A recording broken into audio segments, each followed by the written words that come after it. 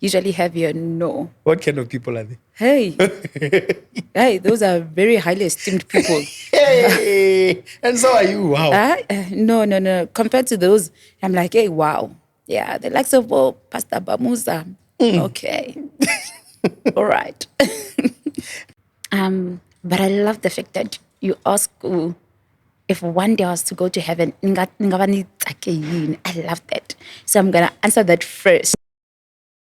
Obviously, it is Rirhandzu Emelda Ralph, born and bred in Ba-Phalaborwa, Lulekani. So I've been staying here basically all my life. And as you've said, I'm an activist, gender-based activist, mental health activist. I'm a private social worker. I'm an industrial psychologist. I'm a facilitator. I am an assessor. Quite a lot of things. No, I like it. You're very outspoken. And you make sense, eh? Phela kunabantu bokutala bobabla ngov mara make sense. I'm sure you've met them. But let's not talk about them. Yeah, let's not go there.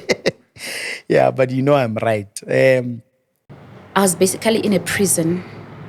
You know, my dad was very abusive.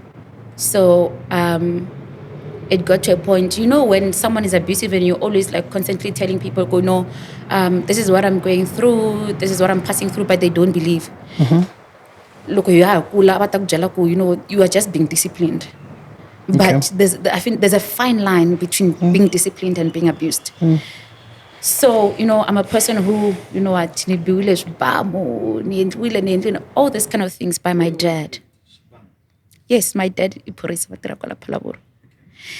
What's what? Because I remember the day I tried to commit suicide in Rangenia Lulekani clinic. I tell you, my dad came there holding a gun. Clinic. Again, he's like, I am going to kill you. Do not come back to my house. You know, but men are struggling. Men are struggling. With what? With mental health issues, you know, anxiety, depression. Men are struggling. And it breaks my heart because naloko uzama kupuna ujoro wako uimela vanuna.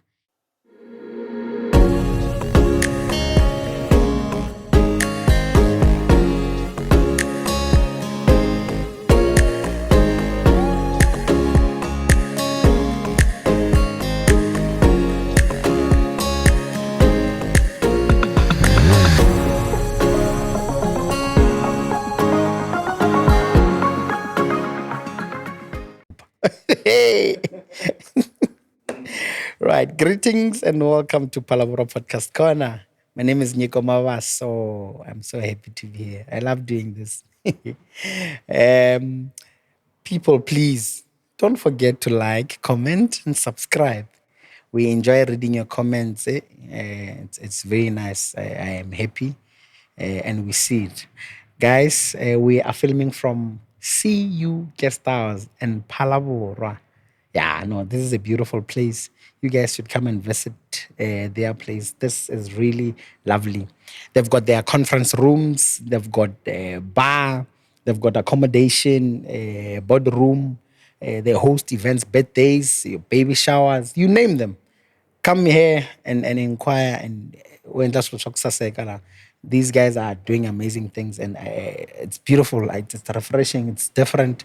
The scenery is nice also. I mean, the address is 67 Bosvilla Street, Ba-Phalaborwa. And the contact details are 015-781-1136. 015-781-1136.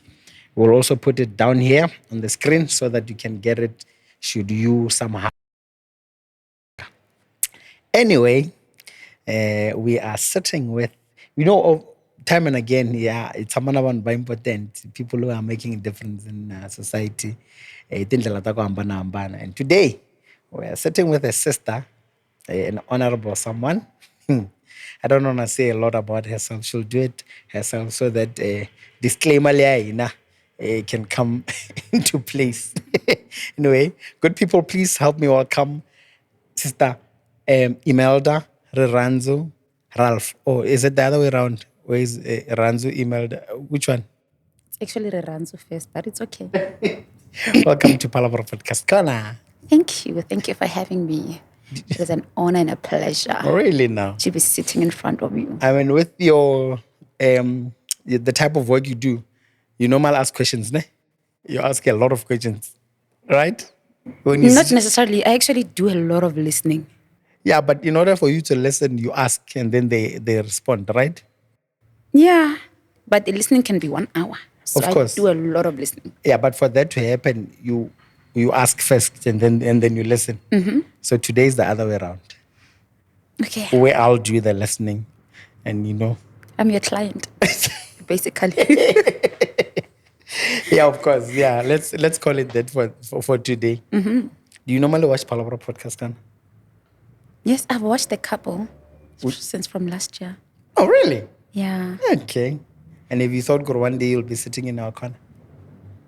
No, Okay. no. Considering the kind of people that you usually have here, no. What kind of people are they? Hey, hey, those are very highly esteemed people. Hey, and so are you. Wow. No, no, no. Compared to those, I'm like, hey, wow. Yeah, the likes of Pastor Bamusa. Okay. All right. Listen to you. Hey. All right. Emelda is an activist, and you do a lot of work with people. I believe young and old.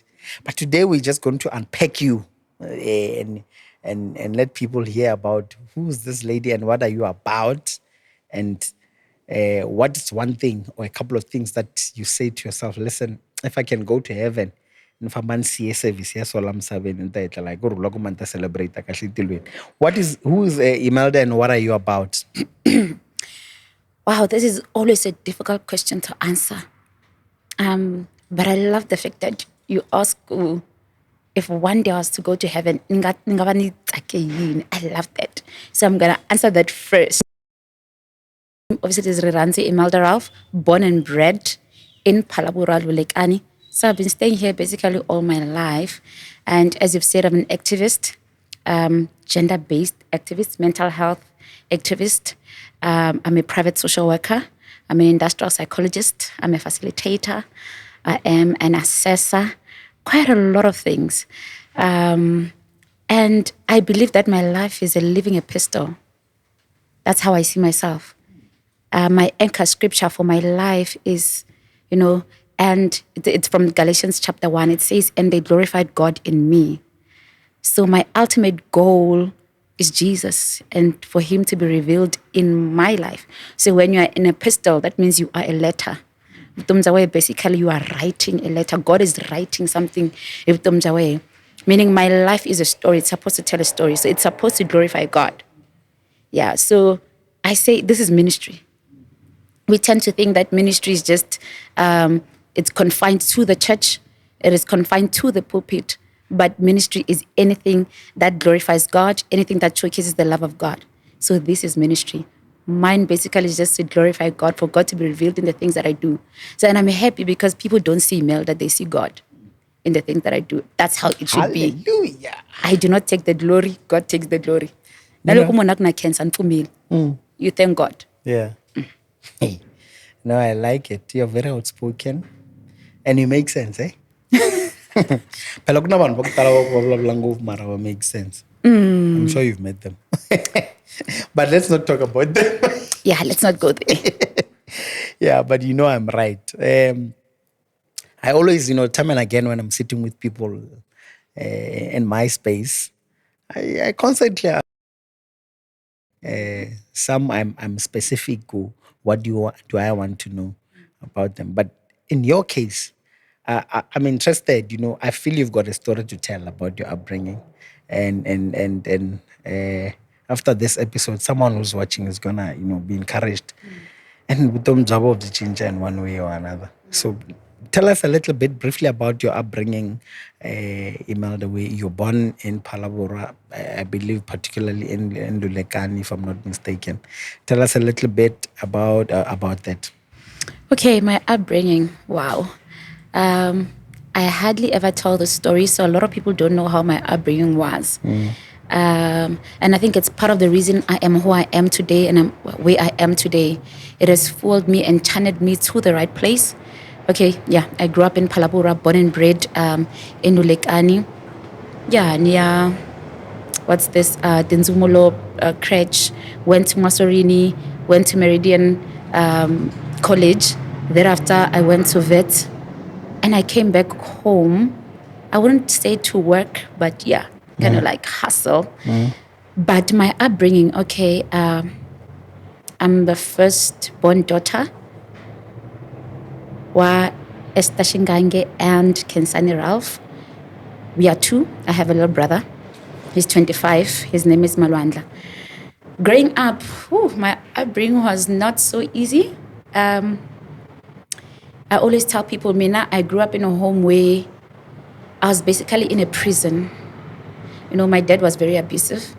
So it got to a point, when someone is abusive and you're always like constantly telling people, this is what I'm going through, this is what I'm passing through, but they don't believe. Look, you are just being disciplined. But I think there's a fine line between being disciplined and being abused. So, I'm a person who, all these kind of things by my dad. Yes, my dad. I complained a lot, but I felt like also the system also failed me in that, I feel like there was some sort of fear that my dad. So even when you complain, they intervene, but there's no justice. So when I got to grade 10, it got to a point where I got fed up and I tried to commit suicide. So I went to my puta and 3 days. I remember after 3 days, I saw a social worker. They brought in my dad, they brought in my mom. But at the end of the day, the social worker was like, go back home. Okay, how do I go back home? You're not, akuna solution la, but you're saying I must go back home. And then, okay, the conclusion was that I'm going to go to my aunt's place for a week. Thereafter, I want to go. What's what? Because I remember the day I tried to commit suicide in Rirhandzu Lulekani clinic. I tell you, my dad came there holding a gun. Clinic. Again, he's like, I am going to kill you. Do not come back to my house. In front of everyone? In front of everyone. Nothing was done about that. Okay. I come back after that and I was disappointed because, and I think that's what made me choose social work, to do social work, because I said to myself, I want to be a voice to the voiceless. I want to be someone that I needed when I was younger. So I was failed by the system. Eventually I went back home, but from that day on, I lived in my room. Only came out when my dad was not around. Only so that was basically my life. It got to a point where my defense mechanism was parching. Trust me, I patched it, and I do not regret one bit because I believe that I was meant to go down that route. But that was my defense mechanism. One would say, you know what, this child was wayward. But that was my defense mechanism. Groover. I'd come back at 2 a.m. I know I don't have to face my dad. So when I go home, I'm out there. I'm not stressed. I don't get to think about that a lot. But when I get back home, I'm in prison because I live in my room. I used to write. I couldn't booking one everything that I used to do. I don't know if she still has that book because ikale. So that was basically my life. It was so difficult because it was only directed towards me. But it affected my little brother so much because, he's a man, he's in the house, he can see everything that's going on and he can't do anything to help. So it affected him a lot. He had depression. I still believe he still does have depression. You go to therapy, it's so, but it affected him a lot. With me, it never really affected me. I don't know why, but I've always been so strong-willed. It never really affected me, just that it channeled me in the right direction. So luckily, it got to a point where my parents divorced. I tell you, when my parents divorced, I stopped partying. That's where you get to see good. That was a defense mechanism. I was someone born and I think that was about 4 years ago. I stopped partying, I stopped drinking. Yeah, because now I was free. I was liberated, and I don't get to live in my room 24/7. I don't get to go through the threats, being told you're not my child, I'm going to kill you, like just so many things. And funny enough, during that process, hila unga a light to other people. No one knew what I was passing through for years. No one knew. I only started speaking up about it after my parents divorced and, started living with my mom and then my dad, wherever he is. Yeah, and I'm not angry. I forgive him. I pray for him every day. I pray for his salvation, for him to see light. Because not only my friends and everyone in the community call him a beast. Because I would never go would say my dad. It's always the same thing. When people find out who my dad is my dad, they're like, wow, with such a heart. So everyone knows him. They call him a beast. He has done so many bad things to people. So I always pray for him, that people find it in their hearts to forgive him. Because unfortunately, I always pray, but luckily, I feel it's But that was my upbringing in a nutshell. Grew up in a very abusive home, but I'm free, I'm liberated. That is good. So you went to vets. Maybe before we even touch that one, how did this affect you academically in school before we even head to tertiary and let's say your high school life? Academically, it didn't affect me. Like I said, I've always been someone who is strong-willed, always been someone who believed in God, believed that everything that I'm passing through is for a greater purpose. You get to grow in challenges. Whatever that you go through, it's just so you are basically being refined. You are being pruned so that you come out as gold, So I've always seen it that way. So it has never really affected me. Just that my defense mechanism was not a healthy one. It was very unhealthy. Do you feel it's because you felt you had no choice, but you had that direction? In a way, yes. In a way, yes. I feel like that was my escape, being around people. Because there you're not being judged, you're just doing whatever that you're doing. Yeah. In a way, part of it, yeah. But part of it, I feel like it was necessary. It was just part of the journey. There was no way I was going to bypass that. Yeah, I had to go through it. Okay. Your parents separated. Do you think you're also part of the reasons they divorced? Yeah. Yeah. Yeah, I do. I do. Well, my dad believes that I am the reason, but I just feel like my mom just finally got to a point where she said, I can't take it anymore, and I can't, put a man above my children. My children's sanity matters most. Yeah, because I feel we really got to see the effect of his behavior and his actions. Got my little brother. We saw how it was affecting him. I feel even with me, I was worried about him, really worried about him. I mean, he's a man. Men hardly show their emotions, but we know you are dying inside. Yeah, mara washobona in their actions as well. Yeah, a lot of things are the coping mechanisms. It's just like people that are addicted to alcohol. That is a coping mechanism. If we're to sit down with a person that's addicted to alcohol, we'll definitely find the root cause to that problem. So yeah, I just feel like my mom just finally, she was fed up.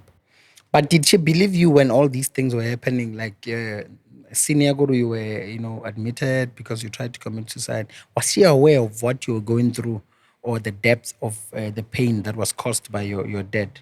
Not really, because my dad used to do these things when she was not around. I remember at first she was working as a security guard. So obviously, and sometimes you are not there. You are at work. And then she started working at the police station as an admin clerk. At least then, during the day, she's around.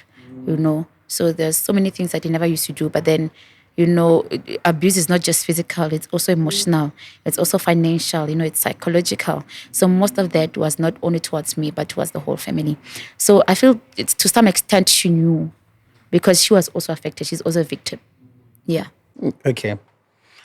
Do you think his upbringing, do you think he probably had a sour upbringing? Could it be one of the reasons that contributed to how he treated his own family? I mean, with your experience now as a social worker. Probably, just that I don't know much of his upbringing, because we're never really close, never had a relationship with my grandmother as well. But one thing I know for sure, my granddad was a very loving man. And when my granddad was still alive, abashkota kubabeka ndleleni. So I don't think he had a bad upbringing. But I feel like the kind of mother that he had, because banaba, they but let's wash endlaka, but endla nabo. So it really matters how you channel your children as well. leswi u kurisaka vuswona va it matters. So looking at my grandmother, no, I understand my dad is like my grandmother. So I think it's just basically the upbringing from the mother. Do you now have a relationship with your dad? Do you talk? Does he call you? Do you call him sometimes? No, none Nothing. of us Zero. has. Okay. No one has a relationship with him, no. Off completely. So he's the one that moved out of the house. Okay. Oh, okay. I see. I see. Okay, this is very interesting. It's actually the first time I sat down with someone who went through what you've been through, and you know what? No one deserves that. No one deserves that. It's a very touching story, and take someone who's really bold and courageous to come out and talk about these type of things. And so, we really appreciate your time and also the courage to be talking about these type of things. So, you now pass matric, and if you went to vets, that means you qualified, because vets, yeah, standard channel vets up there. That means you did well in your matric for you to end up studying at vets. Do you feel cool? When did you decide that, listen, I'm going to study social work? I was in grade 10. Okay. I was in grade 10, yes. That's after the ordeal. Oh, okay. Yeah. I was in grade 10. I decided I wanted to be a social worker. Okay. Yeah, I wanted nothing else. But initially, I wanted to be a lawyer. But after that, I'm like, This is where I'm going. Yeah. Okay. Yeah. And you don't regret even I that? don't regret because now it started being clear. Yeah. There's one author that says, do what you love and you'll never work for the rest of your life. I agree. Yeah. I followed passion. And you're winning. You're winning. You're winning. Okay. It's encouraging. Yeah. It's encouraging. So you get to vets, walk straight to social work. I'm going to get that qualification, coming back home with it so that I can assist other young people.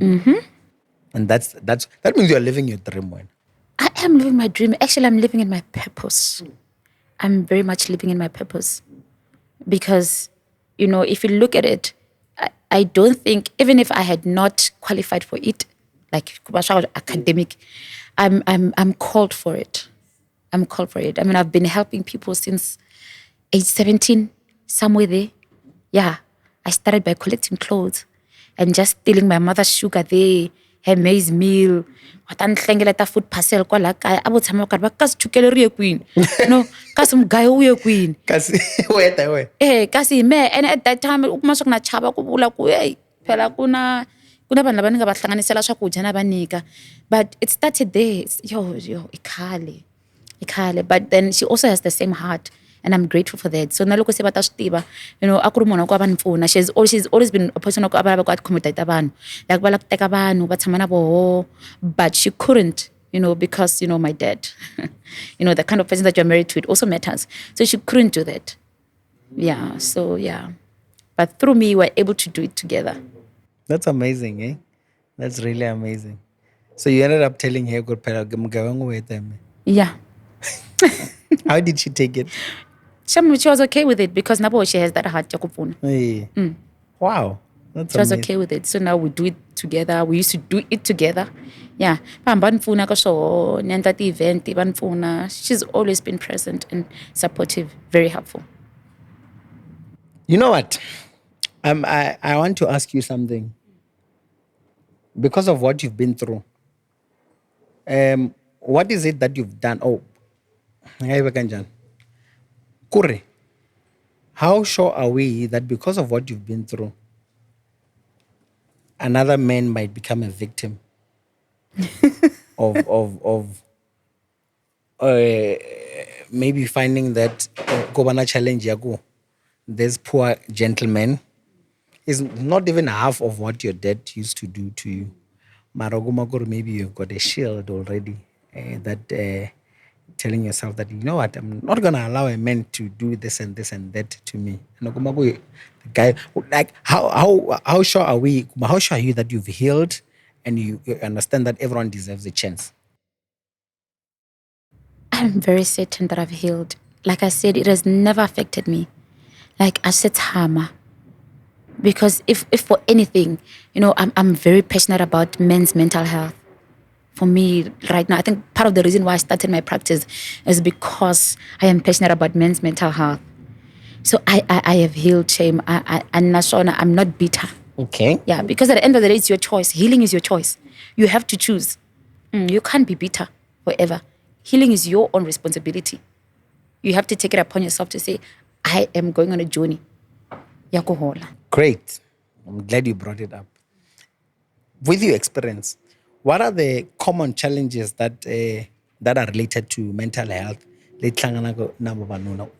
What type of challenges that are you facing when you're helping your clients out there that are related to mental health? Specifica. Kabanuna, one thing about men, men don't speak. And the problem stems from society. Hikule, jirwaku indoda aikali. Yeah. Nangwe self loko mi vulavula mi tshamile as vavanuna swa ku ye ndoda why and man you need to toughen up. Menarila. Warila. It's good you are human at the end of the day. You are allowed to be vulnerable. Yeah, you are human just like us. You are allowed to show emotions. So the problem with men is that they suppress those emotions. That's why we see many men are addicted to alcohol, to drugs. They engage in so many unhealthy behaviors, including unhealthy sexual behaviors. You are just reckless, basically, in your behavior. Those are coping mechanisms. Some people, we even think they don't drink. Mara loko bafika kaya, they just drown themselves in alcohol. Yet we do not know, because at the end of the day, they put up a front. But men are struggling. Men are struggling. With what? With mental health issues, anxiety, depression. Men are struggling, and it breaks my heart, because naloko uzama kupfuna ujirwa ku uyimela vanuna. Nimela njani vavanuna? Yeah. Understand? You see, you are the very right person to talk about this, because Yeah. you've been exposed to an abusive man, and yet you now understand what men are going through. Men are going through, exactly. But we put so much pressure kavanuna. We expect men at the age of 30 to have a car. You expect men to abarna mali and all these things. We live in the very same country. How is it that I expect you to have a job at age 25? How is it that I expect you to have a car at that age? To take care of me, basically. Yet we all have the same 24 hours. Yes. We all have the same qualifications. What makes us different? So we put so much pressure on men, so much that I'm glad it's a woman who's saying all these things. But I'm being honest, right? Men are going through a lot. They are going through a lot, and they can't speak up because they are considered weak. And there's no such thing. For me, I feel like if you're able to reach out, then that is a strength. That is courage. That is boldness. Being able to ask for help, to say, I'm not okay. Part of the reason why GBV is very high today is because they bottle up things and they end up doing things that they shouldn't have done and were not supposed to do. Yeah, because loko taleriwa, wa bona balloon loko futela yet like bulukas because say taleri na lanzeni. It is even the same with us. Loko talela lanzeni, it gets to a point where you burst basically, and the loko buluka, it splits around everyone. Traffic cheretara na nkwabo. Ubabisaba nlaba ba innocent. That's why I hurt people hurt others. When you burst, it splits over to everyone else. You end up hurting your family members. You end up hurting your spouses. You hurt your children. So that means we also have men that are going through, emotional abuse, and they react. They are reacting because of what they're going through. Some are abusing their colleagues at work because of what is happening at home. That is true. And I feel like it's a conversation that we need to have. That men are emotionally abused. Abasata ikoti kubulabula loku mocheka kutala loku ibulabula all over. And so we are basically we can't sit down with you ibulabula kahle. You can't address. Yeah, we can't address you guys nicely ibulabula kahle. We shout. Yeah, rasa. And because if you look at Tantisweni, women don't love. We give respect, and you men interpret that respect as love. It is a man that loves. It's even there in the Bible. Like, there's no in the Bible where it says that women love. We give respect. And you interpret it as love. Abona, you love us. Say, shatika, because men are so emotionally abused, and it gets to a point, just look where police station when someone abuser. Bohlek. And so it's even the system, it favors women more than men. Our justice system does not favor men at all. Eish. So because of what you're going through, chances are end up already, maybe a wild someone or barbaric, because like you're saying, you're best because you're trying to breathe and it's impossible. And you end up one because of what you're going through. Yeah, that's how kuma vanhu va ku yo mara hawa nyiko can't hurt to fly swi te njhani a endla leswiya, but we do not know the extent of the pain that you are feeling inside.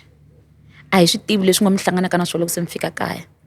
So that's why mina personally I say that everyone is capable of killing if pushed to the limit. We are all capable. Just that you are able to recognize certain emotions. There's a certain level of emotional regulation.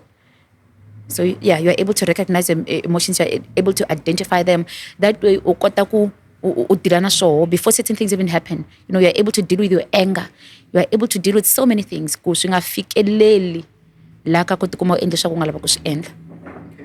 That's why emotional regulation is very important. And that is why therapy is important, because you learn the skills and these techniques there. So, but people don't believe in therapy. They believe but healing is a journey, and it is messy. One day you'll wake up, you feel like you're okay. The other day you wake up, you feel like it's because healing is a journey. It's not something that's going to happen in one day. It can take years. Yeah. Oh, I see. I think maybe in the Black society, I'm saying this, of course, because I'm Black, and I spend 90% of my time with my fellow Blacks. I'm not saying it's not happening in the board, but I'm saying with the experience because I spend most of my time with people of color. That type of education, where we learn about issue at the mental illness. Yeah, we imagine in our society. We didn't know about that. But when you think about the people we grew up with, or, we're seeing them quite early in our early days, they were behaving in a funny way, or in a certain way that is not. But when you think about them now, you realize, no, man, that person anger sharp. But then, this type of information ain't gone. Mental illness, they didn't talk about it. It's only now that it's like image. So even that type of education where the importance of therapy, what is therapy, where I need to see a therapist, what government, what are we going to talk about? Treatment, this type of information I know. Maybe it's also part of the reasons why, some people, not only men, are just living haphazardly because queen. Yeah, Some, not all of them. Yes, Some. I agree. Yeah. Some, because I feel like now in this day and age, mental health is the in thing. Wherever you go, it's just mental health. In the workplace, wherever you go, even in churches, mental health is the in thing. Because as it has become a pandemic in our generation. It is. Yeah, it is actually a pandemic in our generation. But I feel like there's still so many people who do not believe in therapy and counseling. But resources are there. For example, I'm trying to think about our town, Ba-Phalaborwa. We have your Dr. Shkwambane, and he's been around for years. He's been around for years since I was in high school. Yeah, and we have Maputa, the psychologist there, because social workers don't do intensive, government social workers, they don't do intensive counseling or therapy sessions. Only private social workers do. So you won't get intensive. They will refer you to Maputa, to a psychologist. So, but we also have private psychologists. We have one at Namahale. Just that we don't have such information because people don't really believe in therapy. What they do not understand is loko utaka therapy, because people expect the solution. I'm not here to give you solutions. I'm here to help you see the potential within yourself. So when I'm sitting here with you, I'm going to show you that you have the solutions within yourself. There are so many things in your head. You do not see that you are actually capable, of coming up with a solution yourself, of coming out of the problem yourself. I'm not going to give you solution. Solution. I went to see Emelda. Divorce but so we don't do that. We don't advise, we don't give solutions.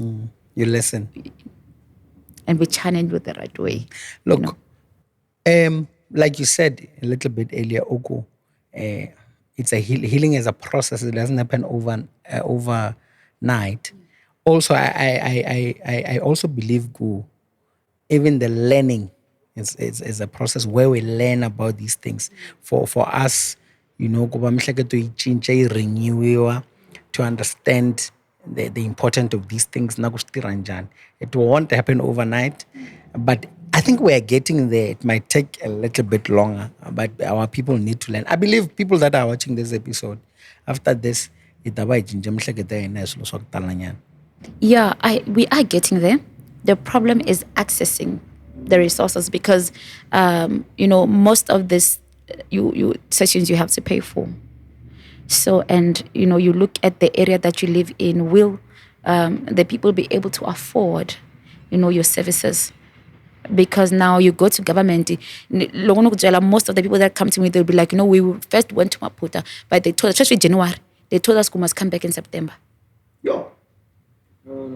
That's how bad it is. January, September, yeah, and you need help now. Exactly. So I think that is our biggest problem. These places, these government facilities, they're under-resourced. Yeah. So if you're going to find a public space or place facility with one psychologist or one social worker, such a big community. So yeah, I feel for me that is the biggest problem, accessing these resources. Yeah, because we are private. Obviously, you have to pay us, because I have to pay rent. Everything that I use, I have to buy. Unlike with government social workers, it's given to them. They on the silver platter, the files and everything of course, else. When you're private, you're private. Exactly. So not everyone can afford that. And it's painful, because so what me? It's hard, because now you end up just doing it for free. Yeah. But then again, because of the reason you went for it. Yeah. One of the reasons I went for it, I realized that most people were complaining, because I look when magistrate, people would come and be like, hey, we don't want anyone else. We want you. And stuff like that. And I remember last year as I was praying, God just dropped it in my thinking. In fact, it was sort of like a vision. Yeah. It was in the cool of the day. God was like, Emelda Ralph Social Work Services, your name is already a brand. Just do this. Yeah. I woke up and just started doing the things. And I started working. But the biggest problem, because they know they're just expecting you always to just do things for free. Especially in such a small town. And especially in such a small town, it's not easy to thrive here. So that's why I'm relocating.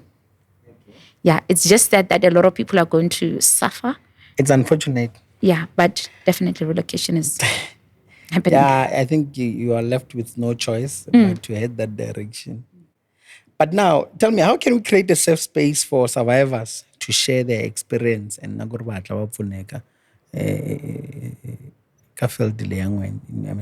I believe there are people that have gone through what you went through, but it's not everyone who's fortunate, who's bold and courageous like you. I'm sure you've met those that are really vulnerable, and they fell apart. But as a society, how can we create a safe space for such people?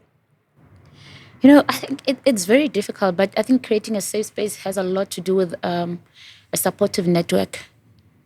We have to be supportive, and we have to have these programs where we support survivors. And, we have to understand where they're coming from as well. be careful not to further victimize them. Because I feel like one of our biggest problems is further victimization. I'll give an example. If then a person can come or go to the police station to say I was raped, when we ask a person what were you wearing, that is further victimization. Then that is not creating a safe space for survival. Is that even legal? Or maybe the purpose of asking, I don't know. Why are they asking, No, because if you are going to ask me what was I wearing, you're basically saying that it was my fault. Yeah, because I'm trying to understand the purpose of them asking. Is it because they want to understand the process? I'm trying to just trying to play the devil's advocate. No, okay, why? Why are you asking that in the same place? I feel it's one of the reasons why people don't speak up, why people don't report these cases. Another thing is that the family, she love like xindyangu, she hates xindyangu, So maybe that the perpetrator is a breadwinner. Exactly. Or it's a well-known person in the community. It's not easy to the survivors labula. Because at the end of the day, I can tell you now, it's not easy to It's not easy to because he can never do that. It can't be him. It can never be him. She's lying. She's lying. The family. Exactly, the family. So it's not easy. For me, I feel like we just have to have these programs where we allow these people to share. We allow these people to speak. We give them a listening ear and we give them support basically. Because the biggest thing that people want is just for someone to listen. Sometimes when I love advice, most times people love advice. And the biggest mistake we make is when I like that advice. Sometimes when we sell. Sometimes when we presence away. For me, it's a lot. Your presence means a lot. And it speaks louder than anything that you can say to me. So I feel the biggest thing is just to, part of creating a safe space for people is just to build a network of support. Wow, that's very important. So you worked at the magistrate office? Yes, I did. What were you doing there? I was a social worker. So who were you dealing with in most cases? Most cases, my clients were from Humulani. By the rape victims or by the victim taktala kukala shakuja. Oh, that I see. Yeah, kukala shakuja. What else? Issue ya bana, custody, things like that. Yeah, mostly it's things like that. I dealt with most cases like that. It's just heartbreaking cases. Yeah. And how often did you deal with a case where your client is a man who's fighting for custody or who's crying about what is commonly known kuba I'm sure you understand what I'm trying to say. Yes, but I had a few cases where it was men. Hey, shouldn't get the name. Is it really? Yeah, shouldn't get the name because when look uza uta of sin magaya custody, it's not about you, it's not about me. We look at the best interest of the child. So truth of the matter is when it comes to the child, if you were auruko and were present throughout the pregnancy, and stuff like that. Both of you guys have equal rights. You both have 50% rights. So, the case that I've dealt with Ba-Phalaborwa, the men are denied access to the child. And they are even taking care of the child, but they're being denied access, because of I feel like the breakup they are peaceful. To such an extent, I'm going to deny you access to my child because you broke my heart. Not taking into consideration and so that is why it's very important peace. It must be because of the person that we made together. It's not about us, because now personally I feel like a father figure is very important. It is very important. So most of the problems look together. And now I feel it's worse because many men are coming forth to say, the court is not even, moving in my favor. I'm taking care of the child, I'm doing this, I'm doing that, but I'm still being denied access to the child. Yeah, that's why I'm saying our justice system, if it does not favor men. And it's painful and it's sad because there are the children that suffer. Yo, yeah, that's you are touching a nerve. You know what? I A know. sensitive one. A very sensitive one. A very sensitive one, which is going to spark a lot of debate. But one thing about me, so yeah, we just have to at some point blah blah so No, this one yeah, because at some point ungaba ungatiri. Why am I denying you access to the child? Because it's not that you do not want to take care of the child. It's just that you are unable to because mara you are trying. Loko ukote ko hasla, you are able to bring something. So I have no right to deny you access to the child. It's not your fault that you're not working. But today we have a premier kumono otarila arela ku naloko uzama ku tisa 500 ukote ko hasla. I still can't give you access to the child. Why is that? It's something that we need to look into. It's a conversation that we need to have at the end of the day. So you mentioned something about being there when the mother is pregnant. How do I do that while we're not together anymore? You can be supportive, man. Check up on her. I mean, kaiwa ka the scans, kaiwa ka the doctor, and all these other things. You can check up. I don't think muna ngaba pregnant. That man's going to check. Away. No. Remember, the breakup was not smooth. Maybe this the baby mama doesn't take my calls. How do I then now go to clinic with her? Find out what else? When I try to reach out, or just the relationship because of the breakup, like you said, it's not smooth. It's not smooth. We can't talk. It's difficult to call her and say, no, I want to come and see you, or how are you doing? Look, phone, how are you doing? Because she's pregnant. I need to know how she. Well, why? You understand? But how does one do that if we are in that type of a situation? Yeah, no, I get your point, and it's very difficult to reach out. And I feel in that case, you can always just fight for your child once the child is born. And I feel like that's where even matters of DNA test can even come in. Yeah, and I think that's another problem that we have in South Africa today. That DNA testing. I feel it should be compulsory for every man to do that. But we live in a society where people, if I say, or if you come to me and say, we want a DNA test, it means that you do not trust me.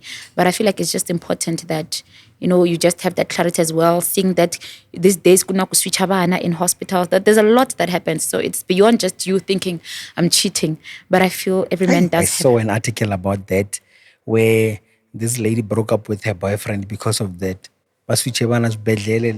Look, Africa kaya DNA. She was negative. Yes, I knew.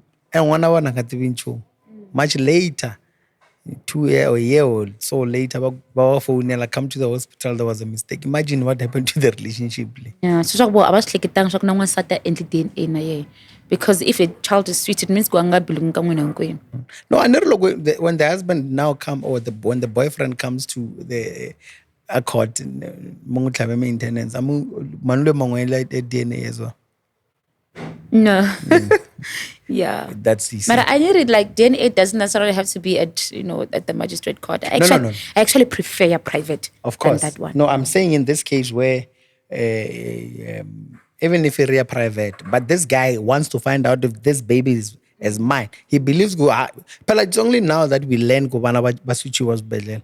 I'm sure now that someone is watching is only learning now that there's a possibility of Basuchi one as Belel. But in our case, when I want to find out man, I'm checking I don't even think Yeah, that's true. Yes, that's why the problem. In your mind, it's definitely. Kwalani. Oh, come so badge. Men come so badge. Kasi come badge too. Look, I'm glad you are touching a very sensitive nerve, Lani. Like the challenges that we are facing together, both men and women. It's not only women that are being abused, but also we men, we also carry a burden. Yeah, go the emotional abuse, and sometimes it's actually as equally as dangerous as the physical abuse. Because so, this is very important. So, uh, what type of services do you offer in your practice? In my practice, what kind of services do I offer? Okay, I offer individual counseling, group counseling, family counseling, marriage, relationship counseling. That it's From actually that, yes, and it's actually my favorite. I offer teen counseling. What's this?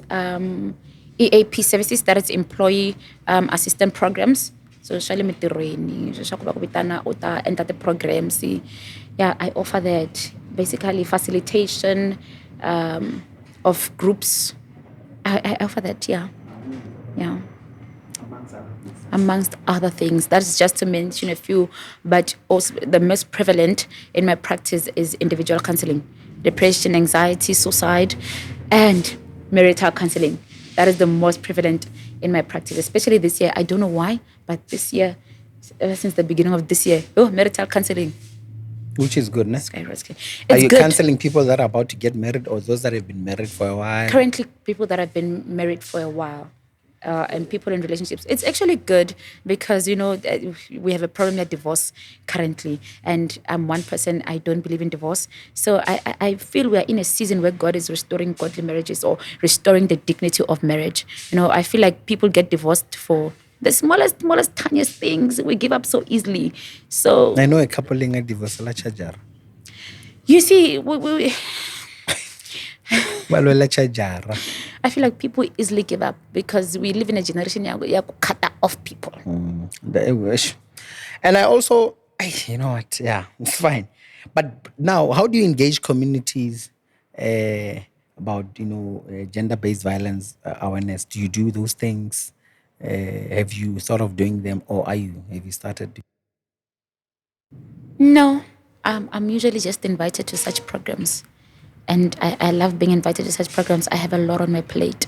I can't, I'm currently struggling to focus on so many things. So, yeah, I usually just get invited to such programs. It's either I'm a speaker or I'm a partner. And I love that. I love being a partner. I love being a speaker. And I enjoy it. But are you happy with the strategies that people are using to educate people about gender-based violence? Maybe where you are invited, is it effective? Is it effective? To some extent. I believe that it can only be effective if we truly get to the root cause of all these things. But we are currently shying away from a lot of things because look, it's actually quite a very deep and sensitive topic, but we have to get to the root cause of GBV. We have to get to a point where we understand that look, blah blah GBV, I blah blah certain and blah blah Nona as well. They're actually they're victims as well. Just that it's most prevalent in women and the girl child. You know what? You are very brave. You are very brave, and hey, I'll say it over and over again. Hey, you are touching sensitive topics that only a very few people, especially on a public platform such as this one, makitala ba bule, because anti kuba chabain, and there are a lot of people that are aware, but they choose not to talk about these things. And you are one of the few people that chose, God, I am doing this. Oh, but how can we involve young men and men generally? You know, prevention, maybe teach them about the prevention of gender-based violence. In this case, towards Babasat. You understand? Because I think the one that is very loud, yeah, where women are victims. And there's even a campaign. It's like 16 days of what? Of activism. It's like Yeah, December. it's November. Is it November? There's one even on the November, calendar. December, yeah. Even on that's how much it gets attention. Yeah, women and children. You understand? In this case, how best can we involve young men, in fighting this monster? focus women. Yeah, women. Yeah. What do you think we can do maybe to use the same people that happens to be perpetrators in these regards to go by I love that question, and I love that fact that you ask, how can we get the perpetrators involved? I love a couple of events. I'll give an example. There's a man here in Phalaborwa who did quite a massive GBV event. I think it was last year. Medfem, Lucas is his name, Utrala police station, and we had the likes of Dr. Poppy. She was around. We had our Mama Action, like it was big. But what I love is that he's a man, and we had different departments. Let that recall, we had perpetrators, people that have murdered, people that have abused. We had them speaking because people have changed. I believe in change. While others don't believe in change, I believe that people can change. But we had perpetrators speaking, and I feel like that is a great way to involve men. Having these programs and this initiative, these awareness campaigns where men are in the forefront, not necessarily us, but men are in the forefront, because then it's easier for men to learn from each other. Yeah, it's easier to hear from a man. I feel like it carries much more weight than kuba utshaka ngwansati. It carries so much weight. Yeah, because men understand each other. So when it's another man that is talking, it's easy to relate because we understand one another. And even the presentation will be slightly different. It carries water. It carries weight because it's a man that is talking. Because kuloko ukwatini, my man, don't do this, rather walk away than kuba udlaya munu. Walk away. If it's coming from you, I feel like it carries so much weight than kuba shumakameku. Walk away. If it's coming from you, it's okay to be vulnerable, to show your emotions. I feel it carries much more weight. You spoke about a huge event that was done by, you said Lucas. This was, the focus was male, gender-based violence, but for men. In this case, I'm saying... It was for women, actually. It was for women, but... Aku Vasati, yes, aku event. It was here. Yeah, okay. It was quite big. Mm-hmm. Yeah, it was. Awesome. I want to ask you this now. Have you ever been in an event where we've got the perpetrator style Vasati, and you were touching gender-based violence, but in this case, where men are victims? No. That is a good question. No. I have never. Very, very interesting, very alarming. I have never. Why is that? Or is it because you've never been invited to such an event? Is that what you're saying? Have you ever heard of it? No. Where a woman is a perpetrator and is saying, I used to do this and that, I have never. And that doesn't mean go abakon. Bako, there are a lot. You know what? There are a lot. I think if you can follow me on Facebook, you can see that I'm always saying that, it's a reality. There are toxic mothers. There are toxic women. There are abusive women. If you can check, kuna bana bafana laba rape so falafariwa. You will hardly find such cases. And I'm telling you, I've come across such, and I was broken. But, the boy child is very neglected. So what I'm trying to say is that mothers can be abusive too. But the problem is because it's a woman, we always find excuses. We are always excusing their behaviors. We always come up with something to excuse their behaviors, to say, good, that is not abuse. Local shares were reported by Manawe police station, but that is your mother, she's disciplining you. We always excuse their behavior that was started. Hence, they get away with it. And we have a broken generation today. Listen to this woman. We have a very broken generation. We are broken. But that's unguleka. The brokenness. Yes, that's unguleka. But the problem is, part of receiving help, the very same environment where you were hurt. And that environment is still the same, then it's useless. It means when I help you, I must also tackle that environment. I must work on it as well. ku loko u tlhelela la u nga ha vaviseki kumbe u tlherisiwa ndzhaku. So the problem is we focus on you, we forget about the environment. So that's why even when dealing with teenagers, I'm not only going to deal with the teenager, I'm going to deal with the parents as well. Because truth of the matter is you also contribute. Yeah, so the environment is just as important. I see. Yeah, you actually have a point, because what you're saying is that you are treating the water, but you don't clean the container. Exactly. U treat-a mati loko u heta u ya tlherisela Wa kona. tlherisela kwala ka container ya ku chaka. It's pointless. It It's defeats pointless. the purpose. Yo, We have Ada. to, we have to work on the environment as well. Hey. I mean, the Lord should heal our land, eh? Definitely, we need God to heal our land. That is why I say my practice is very God-centered. I always say, I always pray for it. I always pray for my clients. It does not just end there because it's not my wisdom. Listen, healing is something big. And especially when I have suicidal clients. I remember this other day I was in an interview. They asked me, how do you deal with suicidal clients? And I said, it's God. That was my answer, because it's really God. It's not me. In everything that I do, it's not me, it's God. It's His wisdom, it's His knowledge, it's His insight, His understanding. The moment I get to sit down with you as my client, I say, God, take over. I'm incapacitated by myself. I'm insufficient. It is only you that can do the work through me. I'm only a vessel that we are using to touch, to heal lives, to mend broken families, broken family systems.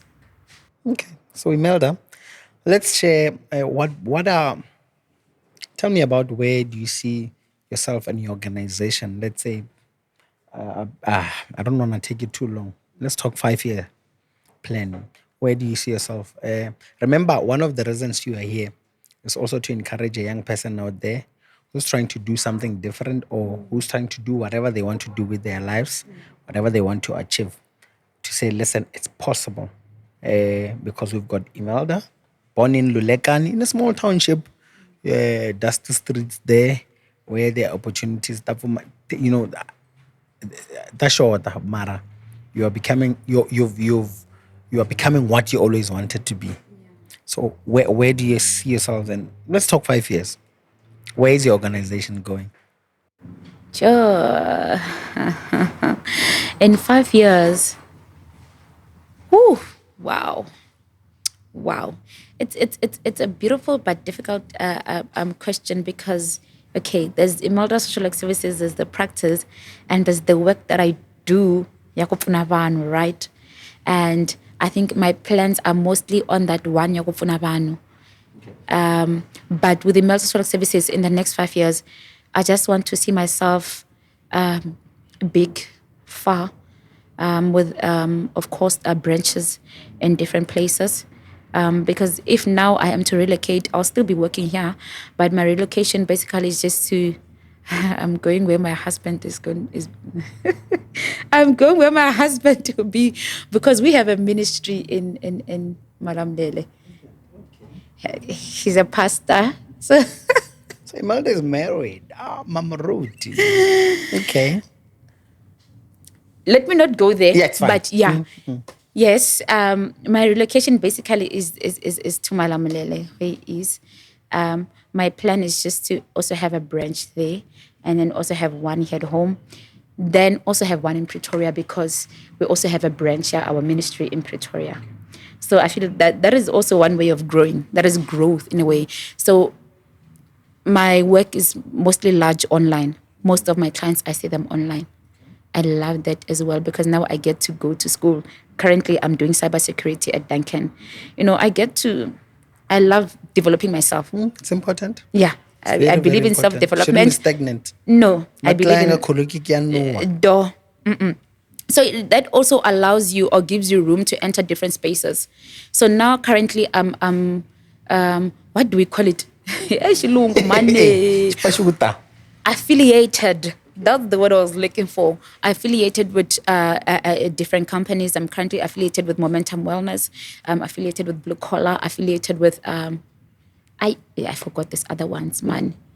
Some of them I forget because they're a lot, and I feel that is part of growth, because now I get to touch different places, impact different communities, different provinces because I travel just to see clients, travel to Lulekani, travel to Mpumalanga, so forth and so forth. How does it feel when you maybe walking in the mall and you bump into your client who's now well, and maybe you've been in a journey together and let's call it. How does it feel? Oh, I love it. It gives me so much joy. Trust me.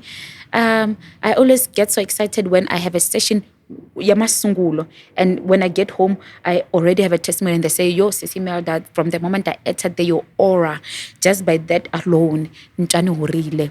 It gives me so much joy. Most of my sessions don't go beyond 2 sessions because from the first session, people just feel okay, and I feel that's just God. Listen, there's no other way to explain it. It's just God. It gives me so much joy. That way, God is glorified. Wow, that's important. It's fulfilling.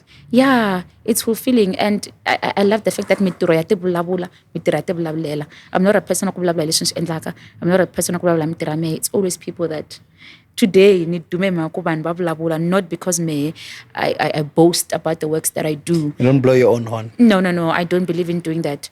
Your true self. That's what I believe in. What is the difference between a social work and a psychologist? Kuhambana yini ban labambiri lawa? Kuhambana yini? Because honestly, hala lokishini shilo shingu kaini. And I usually the psychologists deal with what do they deal with the mind. When you are? I'm a social worker and an industrial psychologist. What is the industrial psychologist deals with basically in the corporate world, deals mostly with your HR stuff, your employee assistance programs and stuff. And not the clinical. The clinical is the one that the psychologist straight, those ones they even do tests, your psychometric test and stuff. Like it's intensive counseling. Deals with the mind. Mind away. As we do not deal with the mind. I mostly deal with the behavior. Oh, I see. Yeah, with the attitude, with the Yeah, we study your behavior. People think we read minds. We do not read minds. We just study your behavior. So in order for you to understand my behavior, I must talk to you. If I don't talk, you can't be able to study my behavior. Yeah. Right? And then this is intense. I refer to a psychologist. Oh, okay. So you draw a line. Yeah. I draw a line and I refer to a psychologist. At the end of the day, I want you to be well. Okay. Yeah, it's not about your money. It's a social work, a psychologist, and then a psychiatrist. Yeah. Say lele makumli. Ay, lele makumli. Kuna na tiwadi na admission. Kuna admission, kuna tiwadi. Kuna shaktara leni. Kuna shaktara. I don't know how they work. I've never even referred a person to a psychiatrist, but yeah. Maybe we are from a psychologist. Yeah, definitely. Okay, makes sense. You know what? I love talking to you. You're a pool of wisdom. You're amazing. But I don't want this episode to be too long because I want everyone to watch it by head. This is really amazing. You are amazing.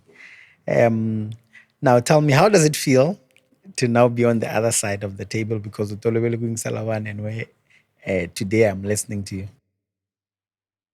It feels good. It feels very good because people like me hardly get people to listen to them. It is such a lonely life, lonely journey. Is it? Yeah. So it's good to finally get someone to listen to you. People think we always have it all together. People think we're always okay. But the truth of the matter is we always break down. Do you normally consult as well? I've never consulted, but luckily the first time that I spoke to someone and I actually realized that I needed to offload was when I went to a certain pastor and he sort of like provided like counseling services to me. Oh, I felt so much lighter. So it's important. Yeah, it's very important. Are you saying everyone should do that? It's a need. We have to offload. And it's always best to speak to someone that is a stranger. Because that way you'll be comfortable. Yeah. So people that I know, I refer. Just so to not, yeah.